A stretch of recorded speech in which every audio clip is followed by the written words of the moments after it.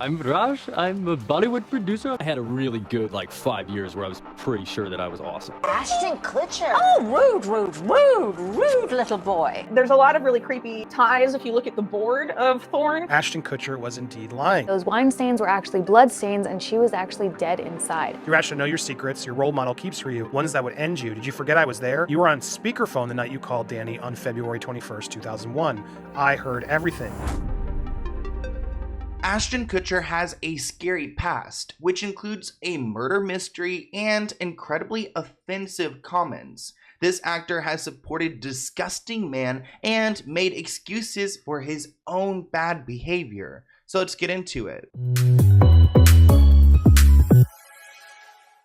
Ashton Kutcher has found himself in pretty big trouble over supporting Danny Masterson, and this has put a lot of eyes on him, which has led to fans asking questions, and now some of his dark moments from his past are being brought to light. Let's talk about the girlfriend murder situation, because I've seen this all over my TikTok, because Ashton was involved in a situation where the girl he was dating ended up dead. Her name was Ashley Ellen, and they were actually going on a date the night that she was found dead. Ashton Kutcher told the court that he screwed up on the night that his girlfriend was horrifically murdered.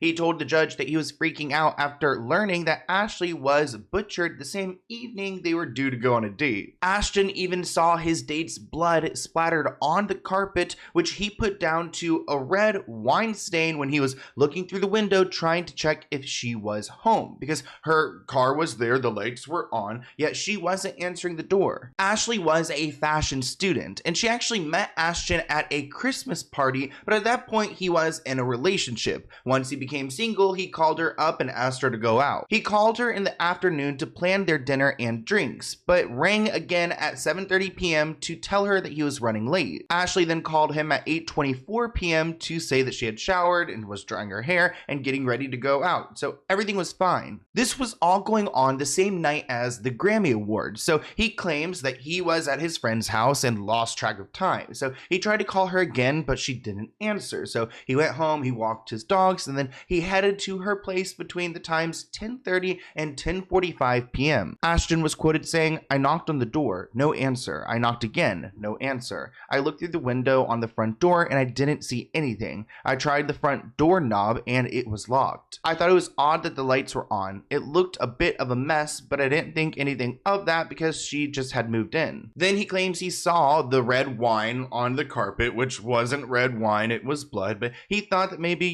she had a party, a housewarming, a college party, and they got out of hand. Ashton just assumed that maybe he was getting stood up because he was late, he lost track of time, and she was probably mad. He said, "I figured I had screwed up. I had showed up too late," but that wasn't the case because Ashley's horrified housemate found her lifeless and mutilated body the next day. Did you know Ashton Kutcher was once a witness in a murder trial? In 2001, he went to go pick up a girl named Ashley Ellen for a date, and he was hours late and she didn't answer the door. So he looked through a window and he saw wine stains on the carpet. He just assumed that she'd blown him off, but he found out afterwards that those wine stains were actually blood stains and she was actually dead inside.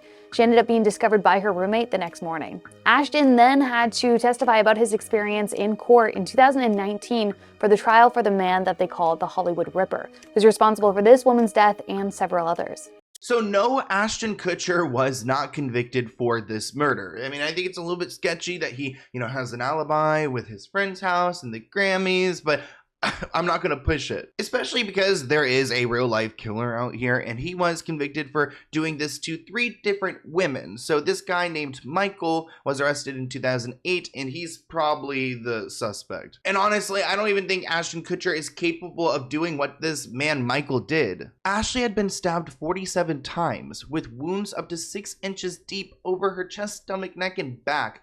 Oh, it sounds so horrific. When Ashton heard the news, he went to the police to let them know that he had been outside her home the evening before. Ashton says, "My fingerprints are on this door and I was freaking out." Ashton claims he doesn't know where this Michael guy came from. He wasn't in Ashley's life. He wasn't causing her any problems because she didn't share anything to him. Detectives noticed that Ashley's front door was locked and there was no sign of forced entry when her body was discovered. Michael was arrested in 2008 and has pled not guilty to the charges against him. At the time, Ashley was living with a few of her friends, and the next morning, a girl named Jennifer Tesisto came home to find Ashley covered in blood. Jennifer immediately called the police. They investigated and said that Ashley was stabbed 47 times. They also said it was evident that Ashley had just taken a shower and her body was found right outside the bathroom. What's crazy to me is the lead detective said there was very little to go off of because even though she was stabbed 47 times, there was no blood splatter. Now, Jennifer said whoever did this to Ashley had to have known her because their home was double gated. After finding out that Ashton Kutcher was supposed to be on a date with her the night before, they questioned him. And according to Ashton, when he first met Ashley, he was in a relationship with somebody else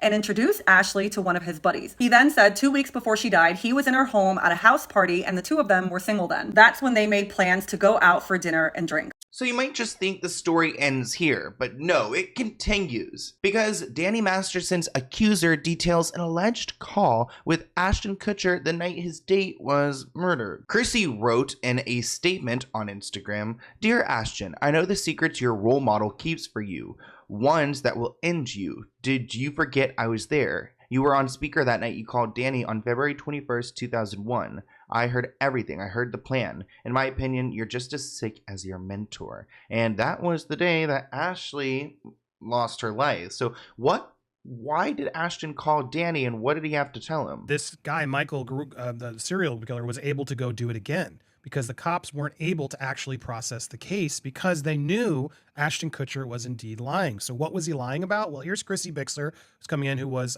dating Danny Masters at the time. "Dear Ashton, I know your secrets your role model keeps for you, ones that would end you. Did you forget I was there? You were on speakerphone the night you called Danny on February 21st, 2001. I heard everything. I heard the plan. In my opinion, you're just as sick as your mentor." Now, what was this plan? Yes, he was in his car for over an hour outside of Ashley's house, speaking with his manager about what to do to protect Ashton's career and reputation. He then called Danny. I heard the entire conversation. Law enforcement was and is aware that what I'm saying is true. Now, we don't know exactly what she's insinuating when she talks about Ashton's plan, but her statement suggests that Ashton was having some kind of crisis that night and needed to consult with his friend. It looks like Chrissy Bixler wasn't the first person to call Ashton Kutcher out for what happened on February 21st, 2001. Chrissy has a friend named Aaron Smith Levin, posted a video to YouTube 7 months ago talking about what really happened that night. According to him, Aaron Smith alleges that Ashton Kutcher walked into the house that night, saw Ashley Ellerin dead on the floor, blood everywhere, walked out, sat in his car for an hour, freaked out, calling his team on what to do. His team told him not to call the police so that his name wouldn't be tied to the murder. Aaron said at the time Ashton Kutcher had been on that 70s show for a few years, so they were afraid this could tarnish his name. After speaking to his team, he alleges that Ashton Kutcher calls Danny Masterson, which is the same thing as what Chrissy says. And on top of that, Aaron alleged that Ashton's team told him to go to the party that he was supposed to take Ashley to. He also said that it would have been impossible for Ashton Kutcher to see red wine stains on the carpet from the window. Not only would it have been too dark in the house, but you had to go in to see where the blood was. And he said that Ashton Kutcher not only lied, but police knew he lied. And had he not lied, it could have stopped Michael from killing again because he would have been caught and arrested. Honestly, I'm surprised that Ashton could just go on to a party, move on to this event after supposedly seeing his, the girl he was supposed to go on a date with, dead, murdered, chopped up in her home. I mean, if he did see this, red blood wine stain, then, how could he have not seen the rest? And honestly, I don't think that, blood's gonna look the same as red wine. The criminal, Michael, also known as the Hollywood Ripper, claims that this man named Mark Durbin, the apartment manager, was actually in the home whenever Ashton made this call, and that there could have been something there that erupted and led to him committing this crime opposed to Michael, the Hollywood Ripper. But this guy, Mark, this apartment manager, claims that he was just hanging out in Ashley's apartment and he was there when she took a shower. He remembers her taking a call from Ashton. Mark went on to say that he left shortly after that, eager to return to his apartment where his girlfriend, now wife, was waiting. Neighbors passing Ashley's apartment told police that they heard some screams coming from her residence at 8:30 p.m. Michael's defense team suggests that this is when Ashley was killed. Aaron Smith Levin from Growing Up Scientific. who did a wonderful video about 7 months ago. I'm going to share a clip from his more current one because it's a little bit more updated.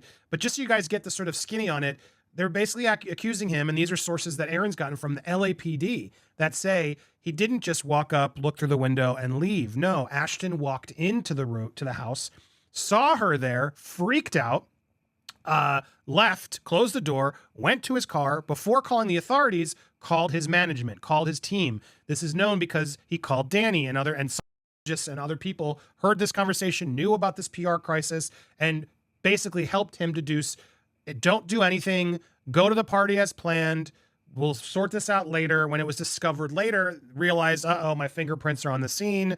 I need to now call the authorities and explain why they're there and why I showed up.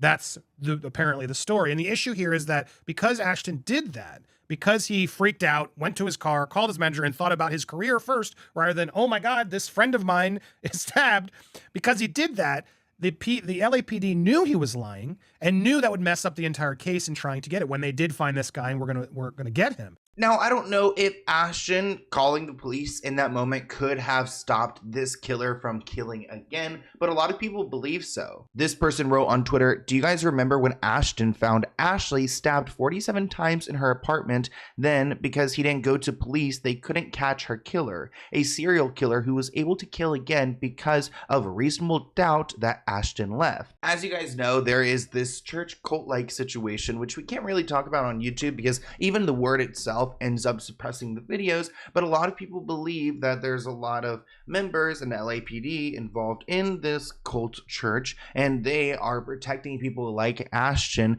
with their power and their leverage. I don't know if Ashton is the one who could have committed this crime, but at least they are protecting him for lying about how he went about discovering Ashley's body, which again, I still can't imagine seeing your date dead and then just worried about your career over anything else. So obviously Ashton's behavior is concerning, especially in this case, and then we see him defending Danny Masterson, which isn't a great look. And keep in mind that this guy is co-founding an organization that's aimed to helping people who are in human trafficking situations, a position that I believe he resigned to recently because of this Danny Masterson backlash. He and creepy Demi Moore actually worked together on this agency called Thorn, and essentially this organization works with technology to try to defend people from terrible situations like human trafficking, which you can always applaud that. I mean, that's a good thing, but is this being ran by good people? My day job is as the chairman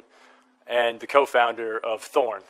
We build software to fight human trafficking and the sexual exploitation of children. And that's our core mission. My other day job is that of the father of two, a 2-month-old and a 2-year-old. And as part of that job that I take very seriously, I believe that it is my effort to defend their right to pursue happiness and to ensure a society and government that defends it as well. But the right to pursue happiness for so many is stripped away. It's raped. It's abused. It's taken by force, fraud, or coercion. It is sold for the momentary happiness of another. I've seen video content of a child that's the same age as mine being raped by an American man that was a tourist in Cambodia. So Ashton Kutcher and Demi Moore used to be married to each other, and I actually made a video about Demi Moore, which gave me my only strike I've had on this main channel, and it involved her and a young boy kissing. We're not going to play anything or show anything involved with that because that video, again, got me in some pretty big trouble. But yeah, I don't know if I agree if these two celebrities are the best people to represent an organization like this when they both have these problematic moments. I just think a lot of people are confused that Ashton is presenting himself a certain way when his behavior doesn't match. This person wrote on Twitter, I just can't understand how Ashton Kutcher is the co-founder of Thorn, an organization that describes itself as revolutionizing the fight against child sexual abuse, and still lacks the same sense to recognize how writing a letter to Danny Masterson as a really good guy may minimize the impact of sexual assault. It just seems like Ashton is giving passes to people in his life who I guess he's close with, and in other moments he's standing up against the bad guys. So you can't really play both sides. If you're worried about trafficking, maybe start a little closer to home. Of course, Ashton Kutcher supports Danny Masterson because he's always supported Danny Masterson. And this only adds fuel to my theory, which you can go back to that last video and watch my whole theory, but you don't hang out with multiple abusers and start a fund that's supposed to help victims of abuse and trafficking and hang out with the people you hang out with. I'll just say that. Another sketchy person who's involved in Thorn goes by the name Joe Lonsdale. Now, this guy has access to a ton of data. He works with, I believe, 17 US intelligence agencies. So there's a lot of data coming in, and he has a lot of power when it comes to tracking and gathering information on people. Joe was actually accused by his former girlfriend, Elise, of R-wording her, and she took it to court. She said that Joe regularly degraded her, depriving her of food, physically harmed her, and R-worded her. He allegedly told her that women needed to be R-worded so they can learn respect. And this guy is supposedly helping in the Thorn organization. I also immediately thought it was weird Ashton Kutcher would write a character letter to the judge in Danny Masterson's case when he is the founder of Thorn, which is an anti-human trafficking organization. But I'm just going to show you the clips that you have to see about this. While you watch, I want you to remember this weird picture of him drinking from a CIA mug with the hashtag thank you, hashtag gratitude. Thorn is partnered with all these Silicon Valley companies, but there's a lot of really creepy ties if you look at the board of Thorn. One of the people on their board is a guy named Joe Lonsdale. Lonsdale was also recently accused of his ex-girlfriend of depriving her of food and raping her repeatedly. So he's, on the board of this. So maybe Ashton needs this man's data so that he could track these people, but do you really want to work with someone who has this type of history? I mean, if he's friends with Danny Masterson and defends him, then it probably doesn't matter to him. Like, Ashton doesn't care that this man, Joe, has been accused of doing these terrible things, literally depriving an adult woman food. Like, how sick can you be? Joe took advantage of his position of power and Elise's youth and trusting personality to draw her into a highly deviant, and controlling relationship. When Elise tried to confront Joe about what he was doing to her, he would react violently. On occasion, he would admit to harming her, but claimed that he had a sickness, that he could not control himself, and that he needed her to help him change. Keep in mind that this was a working relationship. They weren't just like casually dating, this was her boss. So it's problematic whenever they book a working trip to London, and he claims that he books 2 hotel rooms, yet he only actually books 1. He also forced her to do things with him during this trip, and throughout the trip, he deprived her of both food and sleep, scheduling all of these morning and night activities, delaying meals, and not ordering her enough food. Just other tactics that he could do to try to make her absolutely miserable. Quote, to control Elise, Joe employed many forms of psychological manipulation on her, including but not limited to positive intermediate reinforcement, gaslighting, isolation, sleep deprivation, food deprivation, anger, embarrassment, and guilt. Of course, Joe denies everything, and he's got a lot of money here, so he actually decides to sue Elise and try to drain her so that she has no money to fight him in court. This guy was accused of doing all of this?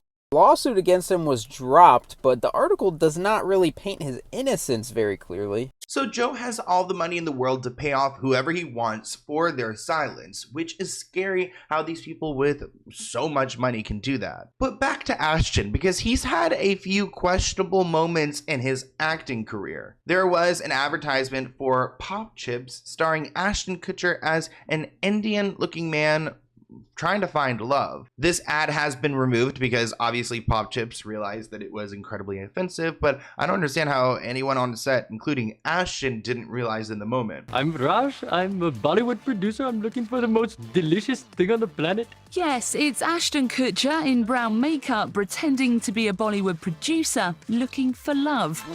This online ad had to be pulled after some deemed it racist, saying the character Ashton played of Raj was a stereotype and showed the Indian community in a bad light. The actor in the advert actually for Crisps also plays a fashionista. So, who am I? I am Dar. A hippie. I'm seeking higher planes of consciousness. And a tattooed southerner. I'm looking for something hot and spicy. All of these videos have stayed on Facebook and YouTube.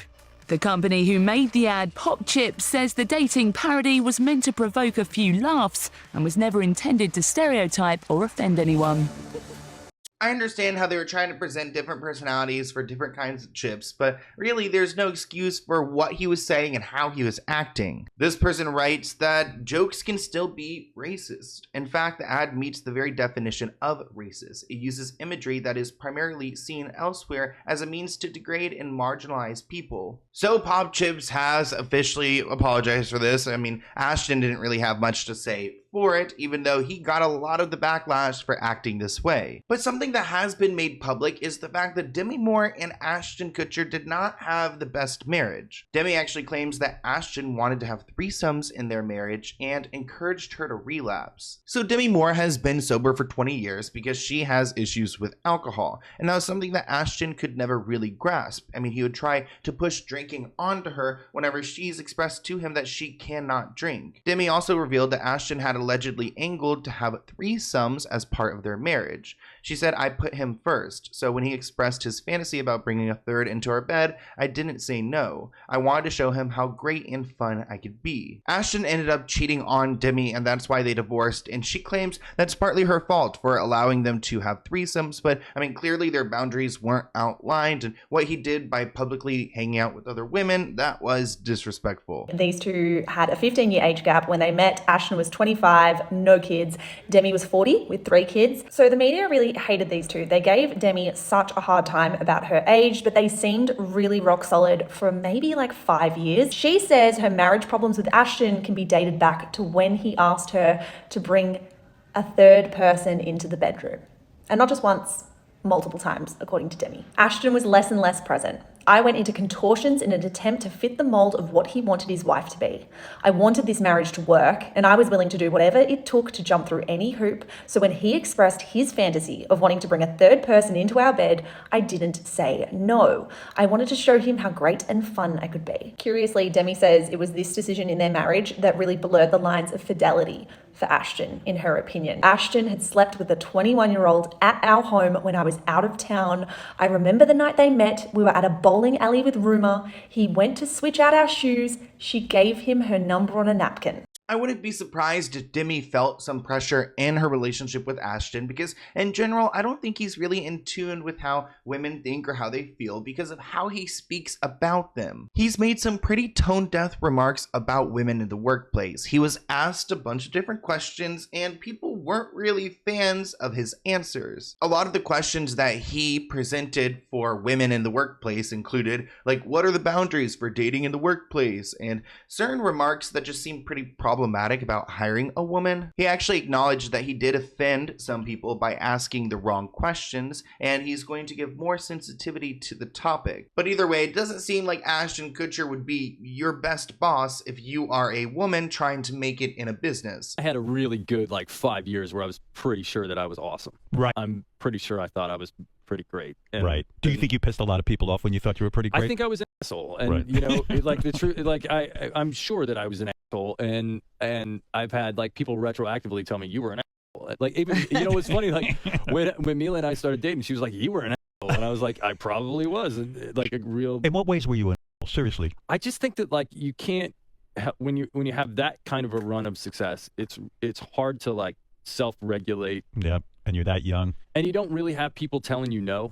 I think success, generally people end up bringing people around them when they're successful that just become yes men and tell you that you're great. And even when you're doing things that are not great, they tell you that they're great. And then you don't self-regulate and then you become a jerk. At least Ashton recognizes that he does have an arrogant side. You can also tell that he's ignorant as well, because the things he tweets and the stuff he says, at one point he is tweeting about Joe Paterno's firing, saying that it was in poor taste. Joe Paterno is a Penn State football coach who got wrapped up in a really messy court battle involving children. Really disgusting that Ashton would defend someone whenever he's representing Thorn, who's supposed to be protecting kids. Ashton was essentially celebrating that this man was fired, and you have to keep in mind that there were 40 different counts involved with this man and his assistant coach. So these two people were working together to manipulate these children, and this guy's an 84-year-old man. So what is he doing messing with these young kids, and how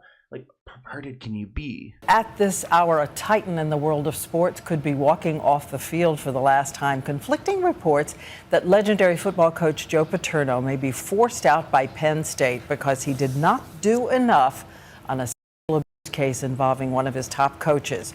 ABC's Dan Harris is on this story for us tonight.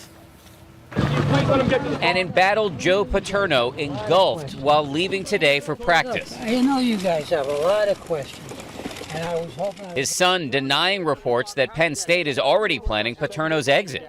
Guys, no one has asked Joe to step down. That's all I can tell you at this time. Ashton got a lot of backlash for tweeting about this situation. Some people replied to him, "Today's lesson, think and get facts before you tweet." Another person wrote, "F you. He covered up child R word, you sick geriatric F." So these people were really upset, and Ashton was like, I guess, bothered by the fact that this man was being removed from baseball. People were upset with Ashton trying to be, I guess, supportive of the situation or even really commenting on it. One person wrote, "With 8 million followers, you may want to reserve your opinions until you know the whole story." I mean, as someone who has created this Thorn Foundation, it's a little bit disheartening to see that he is supporting someone or in slight support of someone who is being accused of such heinous crimes. He was defending Joe Paterno's behavior and shocked that he was fired.